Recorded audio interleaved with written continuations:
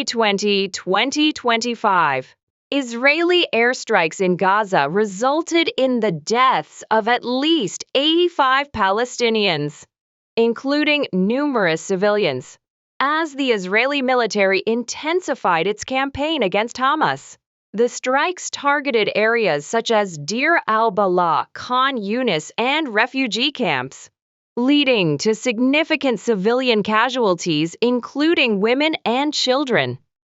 In response to mounting international pressure, Israel has permitted limited humanitarian aid into Gaza for the first time in over 11 weeks. Approximately 93 aid trucks carrying essential supplies like flour, baby food, and medical equipment entered through the Kerem Shalom crossing. However, the United Nations reports that none of this aid has reached the intended recipients due to complex logistical challenges and security concerns. The humanitarian situation in Gaza remains dire, with over 2 million residents facing severe shortages of food, medicine, and fuel. The UN has warned of a looming famine, and aid organizations describe the current assistance as a drop in the ocean compared to the vast needs of the population. Internationally, countries like the United Kingdom, France, and Canada have expressed strong criticism of Israel's military actions, labeling them as disproportionate and threatening sanctions if humanitarian access is not improved. Domestically, Israeli Prime Minister Benjamin Netanyahu faces pressure from both international allies and right-wing coalition partners, complicating efforts to balance military objectives with humanitarian considerations. As the conflict continues, ceasefire negotiations have stalled, and the humanitarian crisis in Gaza deepens, prompting urgent calls from the international community for immediate action to alleviate the suffering of civilians. أطفال مدنيين وشباب مدنيين ونساء، إيه ذنبنا؟ إيه ذنبهم الأطفال؟ إيه ذنب النساء اللي لقيناهم على الضرج بشعورهم وبلايزهم وبلاطينهم مقطعة ومحروقة؟ وإيش ذنب الشباب اللي لسه ما فرحوش بحياتهم اللي لاقيهم مسيحين ومقطعين؟ والله هذا ظلم. يا رب يا الله يا الله يحرق قلوبهم زي ما حرقوا قلوبنا، حرام عليهم.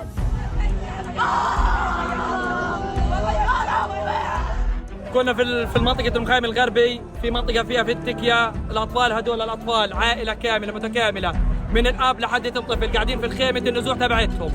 فجأة أجا صاروخ استطلاع بعد ما الطفل روح جوعان بيطلب من أمه، جوعان راح جاب تكيا من المنطقة وروح فيها على البيت.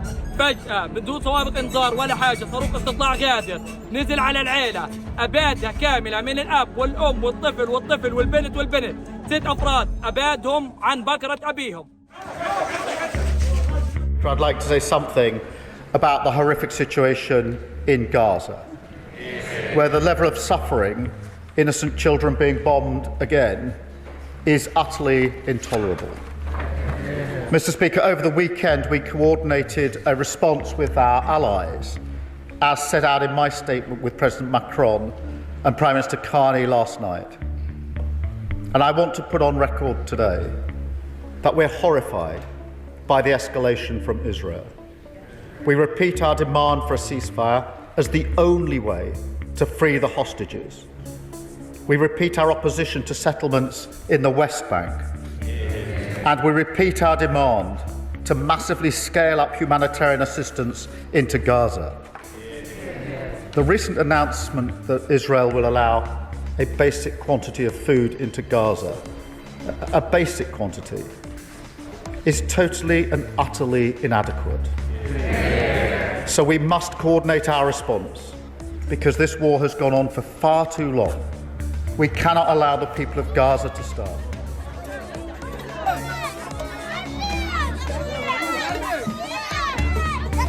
لو ما حصلتش على التكتية اليوم يعني زي ما انتم يعني امبارح ما حصلناش والله ناموا من جوع. لو ما حصلناش اليوم حيناموا من جوع يعني، وهذا الامر مستمر له اكثر من شهر ونص شهرين معانا. اتمنى يعني الكل انه يقف جنبنا يعني، وانت اطفالنا تموت بالبطيء. We have requested and received approval of more trucks to enter today. Many more than were approved yesterday. And we expect, of course, with that approval, many of them, hopefully all of them, to cross today to a point where they can be picked up and get further into the Gaza Strip for distribution. الكمية اللي بقولوا عنها بنسمع فيها أصلاً